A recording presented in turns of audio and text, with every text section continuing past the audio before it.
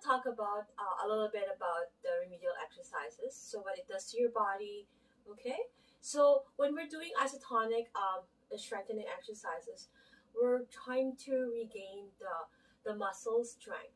Okay, because during the treatment we found some weak muscles. Okay, so we're gonna try to recover those muscles. Okay, so we're gonna send the client some remedial exercises that they can do at home. Okay, and this exercise is called isotonic, which means you are doing some movement within resistance, whether it's a TheraBand, a rubber band for fingers and toes, and a dumbbell. Okay, when it comes to isometric, there's no movement involved, but there's a resistance. Okay, so with that being said, you can find a wall. Okay, you can use your own body or a towel. Okay, and with regards to stretching and remedial exercises, is that when you after the treatment you have found that there's some tight muscles, you wanted to send your client some self stretching exercises that they can do at home. So my apologies for my. And then what it does, it will help with the recovery and it will complement the treatment, right? So when the next time they come, there's a progress. Okay, so today I'm gonna be showing you those exercises that will help them. Okay, and I'm gonna do the normal verbiage and everything, what the CMT requires and what we should be doing in a regular therapist world, right? So I'm gonna be using the verbiage. I'm gonna be using the sets, and I'm gonna be telling them that is that we wanted to advise the client to have a good posture, to breathe normally, and to do hydration. Okay, so we wanted them to be able to have a sip of water if it's needed, during the exercises. I myself have done a few videos to show how to show the client, right, the proper protocol, what the CMTO asks us, right? So or requires, and we need to follow this, to be a good therapist.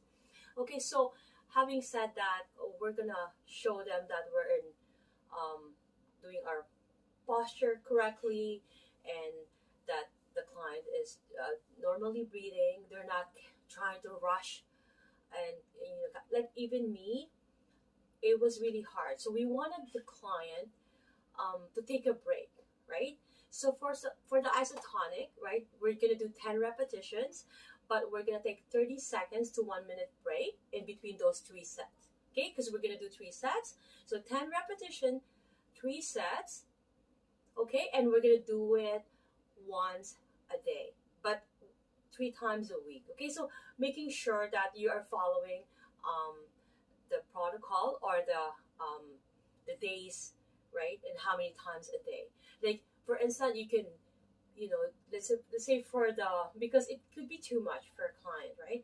So you can advise them to do one in the morning, one in the after or the mid noon, before prior to eating, perhaps, right?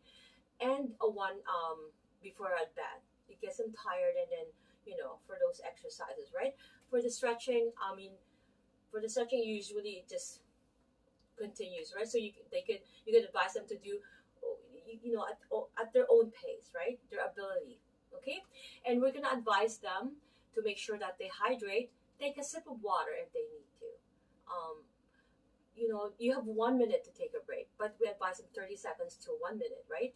But that 1 minute is a lot of time to breathe and get their composure, and compose themselves, and put if they're deviating or they're not having a normal posture like me, then they'll have time to compose themselves, right?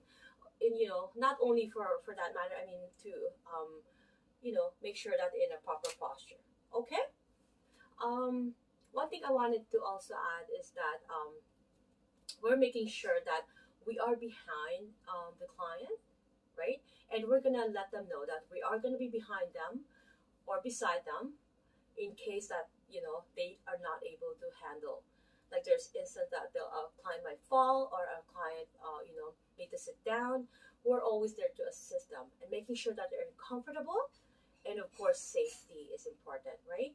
They're safe, and they're comfortable, and they are having some, sip of water now and then,